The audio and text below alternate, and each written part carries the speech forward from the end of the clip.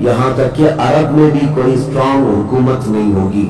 یہ حدیثوں کی روشنی میں آپ کو بتا رہا ہوں. وہ تو ابھی نظر آ رہی ہے کوئی اسٹرانگ حکومت نہیں. وہ کٹ پتلی ہے، کبھی اس کو امریکہ ہانکتا ہے، کبھی رشیا ہانکتا ہے، کبھی چائنا ہانکتا ہے. تو یہ عرب میں کوئی اسٹرانگ حکومت، مضبوط حکومت نہیں ہوگی. اور مسلمان جب زیادہ قتل ہونے لگیں گے تو سب اکثر ہجرت کر کے مدینے چلے جائیں گے. جو بچے ہوئے ہوں گے وہ مدینہ طیبہ کی طرف ہجرت کر جائیں گے. اب مدینہ طیبہ میں مسلمان رہ رہے ہوں گے، کیونکہ میرے آقا صلی اللہ علیہ وسلم کی حدیث ہے ان الایمان لا یأزر الى المدینہ کما تأزر الحیۃ الى جحرها. ایمان جو ہے مدینے سے نکلا ہے اور گھوم پھر کر کے پوری دنیا سے ایمان واپس مدینے میں ویسے ہی آ جائے گا جیسے سانپ اپنے سوراخ میں واپس آتا ہے. ایمان والے سب مدینے پہنچ جائیں گے. اب وہاں جانے کے بعد لوگوں میں یہ بات کثرت سے پھیل جائے گی کہ اب ان حالات کا مقابلہ کرنے کے لیے ہمیں کیا کرنا چاہیے. بہت مجبور ہو چکے ہیں، کوئی راستہ نظر نہیں آتا. تو اس وقت جو مدینے میں تھے علماء صلحاء سب بیٹھ کر کے مشورہ کرتے ہیں کہ ہم کو امام مہدی کو تلاش کرنا ہوگا. اور یہ وہ زمانہ ہوگا جب امام مہدی مدینے میں پیدا ہو چکے ہوں گے. یہ وہ زمانہ ہوگا جب امام مہدی مدینے میں ہوں گے. امام مہدی جن کی بشارت اللہ کے نبی صلی اللہ تعالی علیہ وسلم نے اپنی حدیثوں میں عطا فرمایا، ان کا نام حضور کے نام پر ہوگا. ان کا نام محمد ہوگا اور ان کے والد کا نام بھی حضور کے والد کے نام پر ہوگا. اور اللہ کریم کی طرف سے بھیجے جانے والے اس روئے زمین کے وہ آخری خلیفہ راشد ہوں گے. مدینہ طیبہ میں وہ ہوں گے لیکن وہ اپنے آپ کو چھپا کر کے رہ رہے ہوں گے. اب لوگ جب انہیں تلاش کرنے ہوں گے، اس دوران کئی جھوٹے مہدی بھی تیار ہوں گے، کیونکہ امام مہدی کا چیپٹر سب نے پڑھا ہے. جھوٹے مہدی دعویٰ کریں گے لیکن مار کھائیں گے، مریں گے، جیلوں میں جائیں گے. یہ جھوٹے مہدیوں کا یہی ہوتا رہے گا. امام مہدی اپنے آپ کو چھپا رہے ہوں گے کہ کہیں لوگ مجھے پکڑ کر حاکم نہ بنا لیں، امام نہ بنا لیں. اب لوگ جب تلاش زیادہ کر دیتے ہیں تو پھر امام مہدی کو کچھ لوگ مدینہ طیبہ میں پہچاننے لگتے ہیں. تو امام مہدی مدینہ چھوڑ کر مکہ آ جاتے ہیں، مکہ ہجرت کر کے آ جاتے ہیں. اپنے آپ کو چھپا کر کے رہ رہے تھے مکہ مکرمہ میں. یہی رمضان کا موقع، وہ خانہ کعبہ کا طواف کر رہے ہوں گے، حجر اسود کے قریب لوگ. اچھا یہ بھی میں بتا دوں، جتنے دنیا میں ابدال، اقطاب، اولیاء ہوں گے وہ سب ہجرت کر کے اس وقت مکہ میں پہنچے ہوں گے. مکہ میں سارے اولیاء ہوں گے اس وقت. اور طواف کے دوران سب لوگ پہچان لیں گے امام مہدی کو اور ان کو پکڑ لیں گے اور ان کا ہاتھ پکڑ کر سارے لوگ کہیں گے اب ہم آپ کے ہاتھ پر بیعت کرتے ہیں، آپ امام برحق ہیں اور آپ ہمارے حاکم ہو جائیں. امام مہدی منع کر رہے ہوتے ہیں. اسی وقت آسمان سے ایک آواز آتی ہے. اس آواز میں خاص یہ کہا جاتا ہے ھذا خلیفۃ اللہ المہدی، یہ اللہ کا خلیفہ مہدی ہے. اس آواز کو سن کر سب ٹوٹ پڑتے ہیں. امام مہدی سب کو بیعت کرتے ہیں. پھر واپس یہی قافلہ لے کر مدینے پہنچتے ہیں روضہ رسول پر. میرے آقا صلی اللہ تعالیٰ علیہ وسلم کی بارگاہ میں جب پہنچتے ہیں تو اہل مدینہ بھی ان کے ہاتھ پر بیعت کرتے ہیں اور ایک پوری فوج تیار ہوتی ہے. یہ انقلاب کا دور ہے. جتنی جنگیں ان کتوں نے کی تھی، جتنا ظلم بچایا تھا پوری دنیا میں، اب ریورس ہونے کا ٹائم آ جاتا ہے. حضرت امام مہدی اس فوج کو لے کر ملک شام کی طرف جاتے ہیں. حالات ملک شام کے ایسے ہو چکے ہوں گے کہ ملک شام میں عیسائیوں کی حکومت قائم ہو چکی ہوگی. ابھی تو نہیں ہے یا انڈائریکٹ ان سے کسی کا تعلق ہے تو یہ ہمیں پتہ نہیں، لیکن حدیث میں یہ ہے کہ عیسائیوں کی حکومت ملک شام میں قائم ہوگی اور یہودی فتنہ مچا رہے ہوں گے ہر جگہ. قتل عام جو مسلمانوں کا سب سے زیادہ کرنے کی کوشش ہے وہ یہودیوں کی طرف سے ہے. امام مہدی مکہ مکرمہ سے نکل کر ملک شام کی طرف جائیں گے اور مسلمانوں کی جو قلت تھی، جو چھوٹی سی جماعت تھی، یہ جب نکل کر کے وہاں آئے گی ملک شام، بہت بڑی جنگ ہوگی جس کو ملحمۃ الکبریٰ کہا گیا ہے. امام مہدی کی قیادت میں یہ جنگ ہوگی. سارے کفار، عیسائی، یہودی سب مقابل میں آ جائیں گے. ان کی تعداد جو حدیث میں بتائی گئی وہ 80 جھنڈوں کے نیچے آئیں گے اور ہر جھنڈے کے نیچے 12,000 لوگ ہوں گے. اور یہ مسلمانوں کی نہیں ہے، یہ کفار و مشرکین کی. تقریباً یہ 9,60,000 کی تعداد بنتی ہے کفار و مشرکین کی. 9,60,000. مسلمانوں کی تعداد کتنی ہوگی یہ تو نہیں پتا. اس کے بعد جنگ جب شروع ہوتی ہے، پہلے دن مسلمانوں کا 1/3 حصہ میدان چھوڑ کر بھاگ جاتا ہے. جو کمزور دل تھے وہ چلے جائیں گے اور ان کے متعلق کہا گیا ہے کہ یہ ایسے لوگ ہوں گے جن کی توبہ کبھی نہ قبول ہوگی اور وہ زمین کے سب سے بدترین لوگ ہوں گے. وہ سب سے بدترین لوگ ہوں گے جو میدان چھوڑ کر بھاگ چکے ہوں گے. 1/3. دوسرے دن 1/3 شہید ہو جائیں گے، قتل ہو جائیں گے. تیسرے دن اللہ تعالیٰ اس مومنین کی قلیل جماعت کو فتح مبین عطا فرمائے گا. اور اس کے بعد ملک شام کے سارے انتظامات امام مہدی کے ہاتھ میں ہوں گے. دمشق جب وہ آئیں گے، دمشق کی جامع مسجد سے امام مہدی اپنے انتظامات و انصرامات کو سنبھالیں گے. پھر وہاں سے امام مہدی اسی فوج کو لے کر قسطنطنیہ جو موجودہ استنبول ہے اس کو فتح کرنے کے لیے نکلیں گے. اس وقت وہ بھی عیسائیوں کے ہاتھ میں ہوگا. اب جب امام مہدی یہاں آئیں گے، صرف ایک ہی دن میں قسطنطنیہ یعنی استنبول فتح ہوگا. اور اس کی بھی کیفیت بتائی گئی ہے، مسلمانوں کے صرف نعرے تکبیر سے فتح ہوگا. صرف اس لیے کہ ایسی ہیبت طاری ہوگی ان کفار و مشرکین کے دلوں میں. پورا شہر فتح ہوگا. امام مہدی یہ شہر فتح کر کے واپس ملک شام آئیں گے، دمشق میں آئیں گے. اب یہ وہ وقت ہوگا جب امام مہدی مسجد سے انتظامات و انتظامات سنبھالے اور کثیر جنگیں اس وقت بھی ہوں گی، لیکن ہر جنگ میں اللہ تعالیٰ امام مہدی کو فتح عطا فرمائے گا. ہر جنگ میں. اور یہودی دسیسہ کاری کر رہے ہوں گے، امام مہدی کو ختم کرنے، قتل کرنے کی بہت کوششیں کر رہے ہوں گے. پھر امام مہدی ان یہودیوں سے لڑتے رہیں گے. اس وقت اللہ کی بارگاہ میں امام مہدی بھی دعا کرتے ہیں کہ مولا ان ظالموں سے ہمیں نجات عطا فرما. اور یہودی بھی جگہ جگہ اس بات سے پریشان ہوں گے کہ امام مہدی نے ان کا بیڑا غرق کر رکھا ہے. جہاں جاتے ہیں مقابل میں یہ شکست کھاتے ہیں، مر جاتے ہیں، اور ان کے مقابل میں کوئی آ نہیں پا رہا ہے. تو پھر ایران کے ایک علاقے میں یہ یہودی کثرت سے دعا میں مشغول ہوں گے. یہ وہ زمانہ ہوگا جب عراق اور شام کے بیچ میں دجال ظاہر ہوگا. دجال جس کے متعلق حدیث پاک میں تفصیلاً بہت ساری باتیں آئی ہیں. دجال آئے گا، وہ ایک آنکھ سے کانا ہوگا، آنکھیں دونوں ہوں گی، ایک آنکھ اس کی نظر آئے گی اور اس کی آنکھ کے کنارے کافر لکھا ہوا ہوگا جس کو مسلمان دیکھ کر پہچان لیں گے. اور وہ بڑا بھاری بھرکم طاقتور ہوگا اور اللہ تعالیٰ اس کو بہت سارے خارق عادات چیزیں عطا کرے گا. وہ ظاہر ہوگا اور سب سے پہلے یہودیوں میں آ کر کے ہی بیعت لے لے گا، یعنی اپنے آپ کو پہلے رسول بنائے گا. اور پھر سارے یہودی، حدیث پاک میں تو ہے کہ اصفہان ایران کے 50,000 یہودی اس کی فوج میں شامل ہوں گے. ہاں، جس کو مسیحا کہتے ہیں اور اس کے انتظار میں بلیاں چڑھا رہے ہیں. یہ ظاہر ہوگا عراق اور شام کے بیچ میں ہے. اور پھر یہ سب یہودی دجال کی فوج میں شامل ہوں گے. دجال ایسے نکلے گا روئے زمین پر، حدیث پاک میں یہ سب ملتا ہے کہ وہ آسمان سے گائے گا تو آسمان سے بارش برس جائے گی.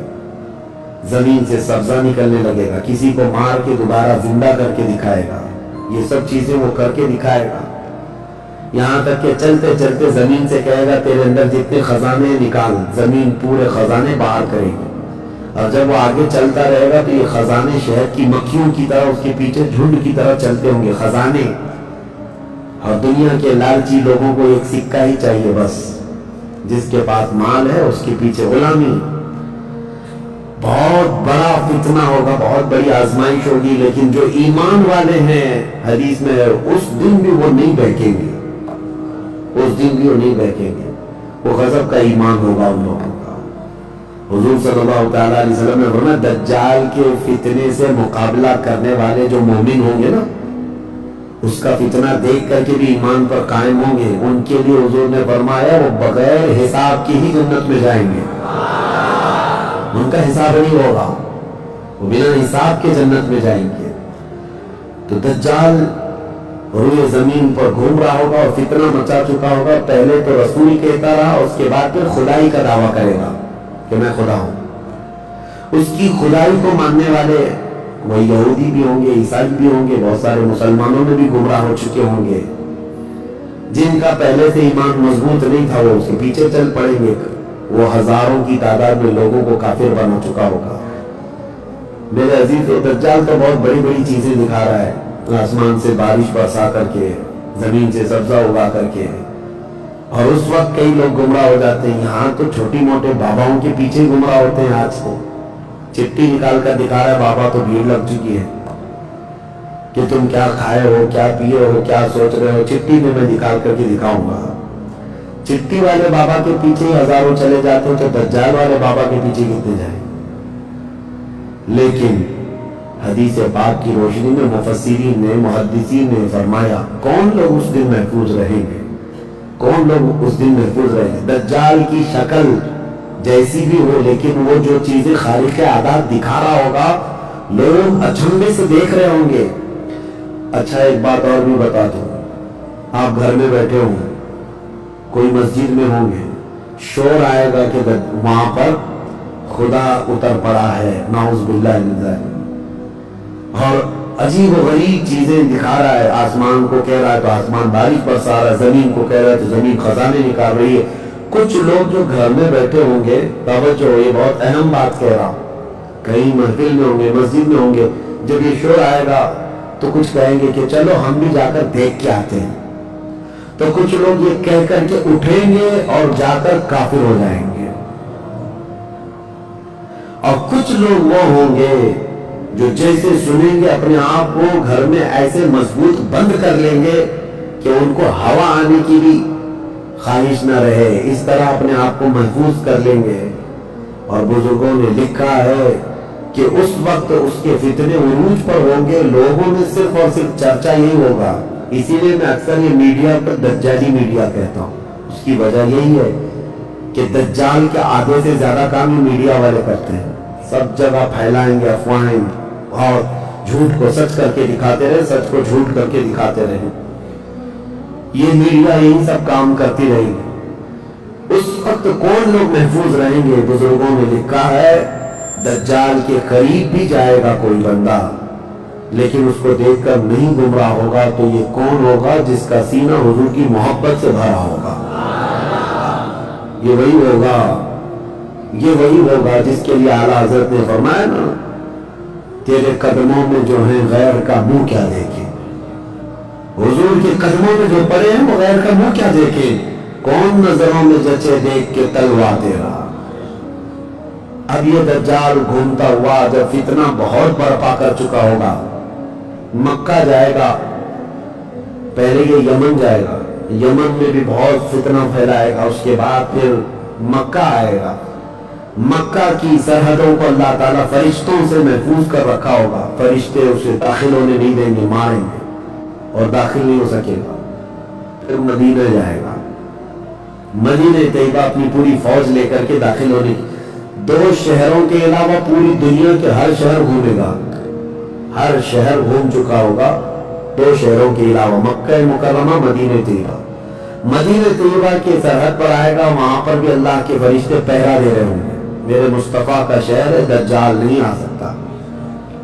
لیکن اس کا شہرہ جب مدینے کے باہر بہت پھیل چکا ہوگا، مقام جرف ایک جگہ ہے، وہاں تک وہ پہنچ چکا ہوگا جہاں آج بادشاہ نے ایک پیلس بنایا ہوا ہے. ان لوگوں نے ایک پیلس بنا کر رکھا ہے وادی جرف پہ. وہاں تک پہنچے گا تو مدینہ طیبہ کے ایک عالم وہ جائیں گے، اس سے مناظرہ کریں گے، ڈیبیٹ کریں گے. صرف مناظرے کے کرنے کی وجہ سے اس عالم دین کو وہ قتل کر دے گا. قتل کر کے اس کے بعد پھر ان کو دوبارہ زندہ کرے گا اور اس کے بعد کہے گا کہ دیکھا میری طاقت. اس عالم دین کا کہنا ہوگا اب تو مجھے تیرے دجال ہونے پر اور زیادہ یقین ہو گیا، اس لیے کہ میں نے میرے مصطفیٰ سے سنا ہے. وہ مار کر کے دوبارہ زندہ کرے گا. اور اس عالم کا دوسرا چیلنج یہ ہوگا کہ میں نے اپنے حبیب سے ایک اور بات سنی ہے، اب کی بار اب تو مار کر کے دکھا. دوسری بار حدیث پاک میں ہے دوسری مرتبہ اس عالم کو قتل کرنے کی 1000 کوشش کرے گا لیکن مار نہیں سکے گا. وہ عالم ربانی بیان کریں گے اللہ کے نبی صلی اللہ علیہ وسلم کی بیان کی ہوئی علامات یہی ہیں. ایک بار قتل کر کے اٹھائے گا لیکن دوبارہ وہ مار نہیں سکے گا. یہ فتنہ پھیلا ہوگا دجال کا، اور یہ گھومتے پھرتے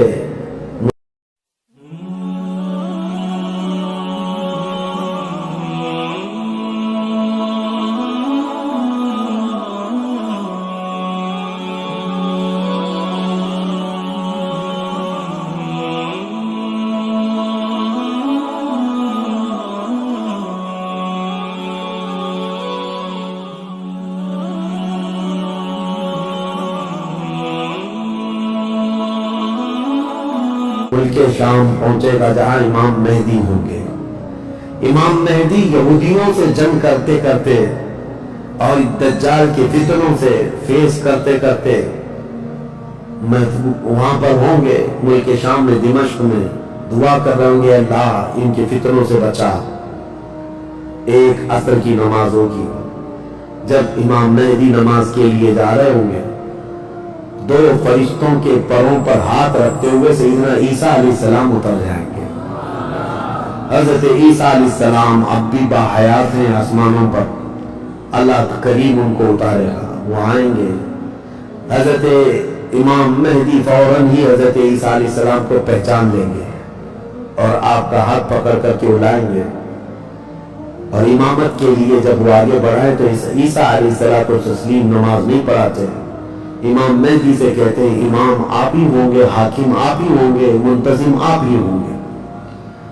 اب عیسیٰ علیہ السلام یہ بیان فرمائیں گے میں تو صرف اور صرف دجال کے قتل کے لیے آیا ہوں. اس کے بعد امام مہدی نماز سے فارغ ہو کر اللہ کا شکر بجا لائیں گے. پھر یہ عیسیٰ علیہ السلام کی معیت میں جیسی باہر نکلیں گے، حدیث پاک میں ہے عیسیٰ علیہ السلام کی سانس یا ان کی خوشبو جہاں تک جائے گی دجال اتنا تیز پگھلتا چلا جائے گا، قریب نہیں آ پائے گا. اب وہ ادھر ادھر بھاگا بھاگا پھر رہا ہوگا عیسیٰ علیہ السلام کے خوف سے. عیسیٰ علیہ السلام جس وقت آئیں گے وہ سنہرا دور حدیث پاک میں ہے. اب عیسیٰ علیہ السلام صلیب کو توڑ دیں گے کہ یہ عقیدہ ختم کرو، خنزیر کو ماریں گے، جزیہ ختم کریں گے. اور اس کے بعد عیسیٰ علیہ السلام اس ملعون دجال کو بھگاتے بھگاتے مقام لط پر لے جائیں گے جو آج اسرائیل میں ہے، وہاں تک لے کر جائیں گے. مقام لط پر عیسیٰ علیہ السلام اس کو اپنے تیر سے ماریں گے، ختم ہو چکا ہوگا. دجال کے جتنے ہمراہی تھے ان کو بھی عیسیٰ علیہ السلام ختم کر دیں گے. اب جب واپس عیسیٰ علیہ السلام دمشق پہنچیں گے ملک شام تو حدیث پاک میں پوری روئے زمین پر ایک بھی کافر نہیں ہوگا، جو ہوگا وہ مسلمان ہوگا. یہ وہ وقت ہے جس کا وعدہ اللہ نے قرآن میں فرمایا هو الذی ارسل رسولہ بالہدی ودین الحق لیظہرہ علی الدین کلہ. وہی اللہ ہے جس نے اپنے رسول کو ہدایت کے ساتھ بھیجا ہے تاکہ اپنے دین کو ساری دنیا پر غالب کرے. اب تک یہ دین پوری دنیا پر نہیں غالب آیا، لیکن وہ دن ہوگا جب عیسیٰ علیہ السلام تشریف لائیں گے روئے زمین پر اسی لیے میں کہتا ہوں وہ دن آئے گا جب ہر گھر سے آواز آئے گی لبیک یا، وہ دن آئے گا، وہ وقت آئے گا صبر کے بعد، ہر اندھیرے کے بعد صبح ہونا ہے، رات کے بعد اجالا آنا ہے۔ ہاں آج جو حالات ہیں انشاءاللہ العزیز کچھ دیر کی خاموشی ہے، پھر شور آئے گا۔ آج کتوں کا وقت ہے، کل ہمارا دور آئے گا انشاءاللہ العزیز۔ میرے عزیزوں، سیدنا عیسیٰ علیہ السلام جب اسے قتل کر چکے ہوں گے اور پھر روئے زمین پر صرف پرچم اسلام لہرا رہا ہوگا، امام مہدی کی عمر 49 سال یا 50 سال کے آس پاس ہوگی، وہ بیت المقدس میں انتقال کر چکے ہوں گے۔ آپ کی جنازہ کی نماز عیسیٰ علیہ السلام پڑھائیں گے، وہیں دفن ہوں گے، پھر عیسیٰ علیہ السلام مومنین کو لے کر مدینہ طیبہ کا رخ کریں گے۔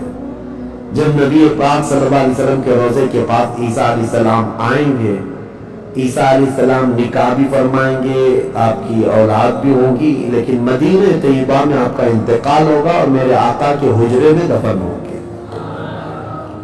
حضور صلی اللہ علیہ وسلم کا حجرہ روضہ مبارکہ، اس میں ایک جگہ عیسیٰ علیہ السلام کی باقی ہے، سیدنا عیسیٰ علیہ السلام وہاں دفن ہوں گے۔ لیکن ایک بات میں آپ کو بتا دوں، عیسیٰ علیہ السلام اس وقت بھی نبی ہی رہیں گے، ان کا جو منصب نبوت ہے وہ ہے، لیکن شریعت ان کی نہیں چلے گی، میرے مصطفیٰ کی ہوگی۔ شریعت صرف میرے مصطفیٰ کی ہوگی، اس لیے کہ جس دن میرے آقا پیدا ہوئے اس دن سے لے کر قیامت تک صرف ایک ہی سکہ چلنا ہے، آئی نئی حکومت سکہ نیا چلے گا، عالم میں رنگ بدلا صبح شب ولادت۔ عیسیٰ علیہ السلام کے انتقال کے بعد اب کیا ہوگا؟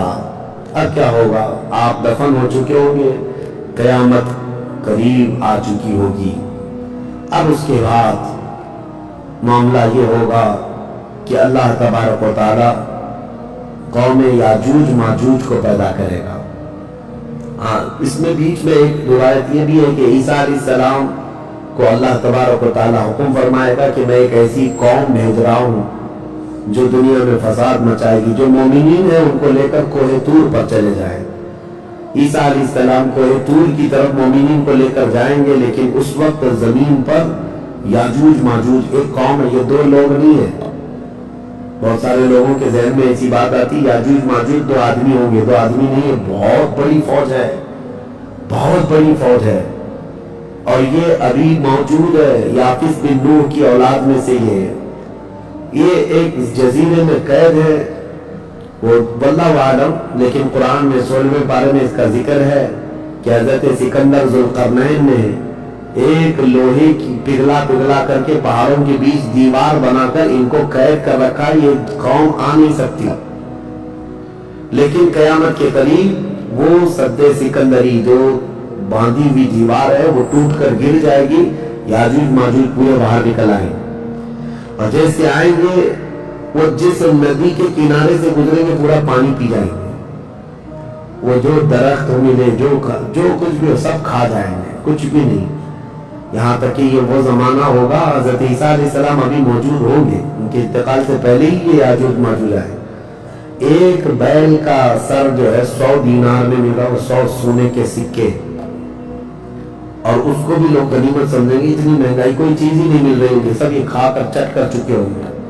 پھر عیسیٰ علیہ السلام کی دعا سے ہی اللہ کے نبی عیسیٰ علیہ السلام یہ عرض کریں گے مولا اس ظالم یاجوج ماجوج سے ہمیں نجات عطا کر۔ اللہ تبارک و تعالیٰ ایک بیماری ان کی گردن میں پیدا کرے گا، وائرس آئے گا ان کو بھی، یاجوج ماجوج کو، اور اللہ عالم اس وقت کا کون سا کورونا ہوگا، کون سا آئے گا، لیکن اس وائرس سے ایک ہی دن میں وہ پوری فوج مر جائے گی، اور مرنے کی وجہ سے پوری روئے زمین پر اتنی بدبو پھیل جائے گی، تعفن، اٹھانے والا کوئی نہیں ہے ان کی لاشیں۔ تو پھر یہ بھی ملتا ہے روایت میں کہ اللہ تعالیٰ لمبی بڑی گردنوں والے پرندے بھیجے گا، وہ پرندے ان کی لاشیں اٹھا اٹھا کر کے جنگلوں کی طرف چلے جائیں گے، پھر اللہ تعالیٰ بارش برسائے گا، اتنی تیز بارش برسے گی کہ پوری زمین پاک ہو چکی ہوگی، یاجوج ماجوج کا فتنہ ختم ہوگا، عیسیٰ علیہ السلام کا انتقال ہوگا، پھر اچانک ایک جانور باہر آئے گا جس کو دابۃ الارض کہا گیا ہے، یہ آئے گا، یہ آ کر کے اپنے ایک ہاتھ میں موسیٰ علیہ السلام کا عصا اور ایک ہاتھ میں سلیمان علیہ السلام کی انگوٹھی، یہ دونوں لے کر کے زمین پر گھومتا رہے گا۔ جو مومن ہوگا اس کی پیشانی پر سلیمان علیہ السلام کی انگوٹھی سے نشان لگا دے گا، جو کافر ہوگا موسیٰ علیہ السلام کے عصا سے اس پر لکیر کھینچ دے گا۔ جس کے لیے وہ نشانی لگا دیا وہ اسی حالت میں مرے گا۔ اور اس کے بعد پھر حدیث پاک میں ہے دابۃ الارض چلا جائے گا۔ پھر ہوگا یہ کہ ایک دن لوگ تھک کر کے سوئے ہوں گے، دھواں دھواں نظر آتا رہے گا ہر جگہ دھواں دھواں، لوگ پریشان ہوں گے۔ اور اس کے بعد سوئیں گے تو رات اتنی لمبی ہوگی کہ لوگ اٹھتا جائیں گے، سو کر اٹھیں گے پھر سوئیں گے، سو کر اٹھیں گے پھر سوئیں گے۔ بچے جو ہے چیخ مارتے رہیں گے، اور پھر جانور اپنی کھیتیوں کی طرف بھاگنے کے لیے بے قرار ہوں گے۔ لیکن رات لمبی ہوگی، 3 راتوں کے برابر ایک رات ہوگی، 3 بڑی راتوں کے برابر ایک رات کٹتی نہیں ہوگی۔ لوگ تھک چکے ہوں گے سو کر کے۔ اس کے بعد پھر اچانک چھوٹی چھوٹی روشنی آئے گی سورج کی، لوگ چیخ مارتے ہوئے خوشیوں سے باہر آ جائیں گے کہ اجالا آ گیا۔ پہلے تو لوگوں کو یہ لگ رہا تھا کہ اب اندھیرا ہے، اب سورج آئے گا ہی نہیں، لیکن جیسی روشنی آنے لگے گی سب بھاگ کر کے باہر آئیں گے۔ لیکن دیکھیں گے اس وقت تو سورج جو ہے پچھم کی طرف سے نکل رہا ہوگا۔ ابھی سورج کہاں سے نکلتا ہے؟ پورا ایسٹ سے نا، مشرق سے۔ اس دن سورج ویسٹ کی طرف سے، مغرب کی طرف سے نکل رہا ہوگا، پچھم کی طرف سے۔ پہلے ہلکا ہلکا نکلے گا سورج۔ یہ دیکھ کر کے جو لوگ بہت لمبا سو کر کے آئے ہوں گے گھبرا جائیں گے کہ آج کیا ہوا۔ یہ وہ دن ہوگا کہ میرے آقا نے فرمایا توبہ کا دروازہ بند ہو چکا ہوگا۔ اس کے بعد پھر کسی کا ایمان بھی قبول نہیں، کسی کی توبہ بھی قبول نہیں۔ یہ لاسٹ دن ہے توبہ کا۔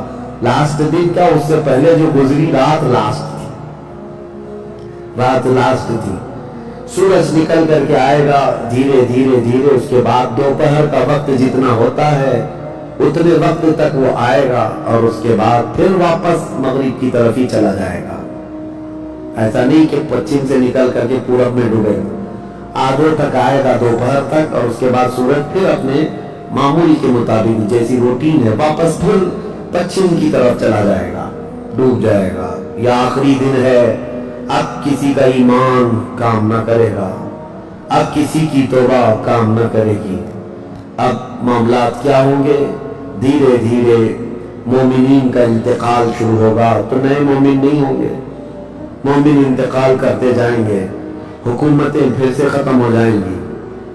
ایک روایت یہ بھی ملتی ہے جہجا نام سے ایک اور بزرگ جو حکومت کریں گے چند سال، لیکن اس کے بعد پھر عادل حکمران نہیں آئیں گے، ختم ہوتے چلے جائیں گے۔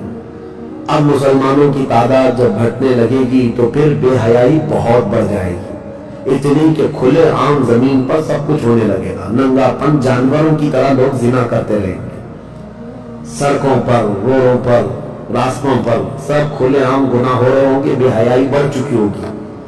یہاں تک کہ حبشیوں میں سے، اب کالے لوگوں میں سے ایک جماعت جائے گی خانہ کعبہ کو بھی گرا دے گی۔ یہ وہ زمانہ ہوگا جب مومنین ختم ہو چکے ہوں گے۔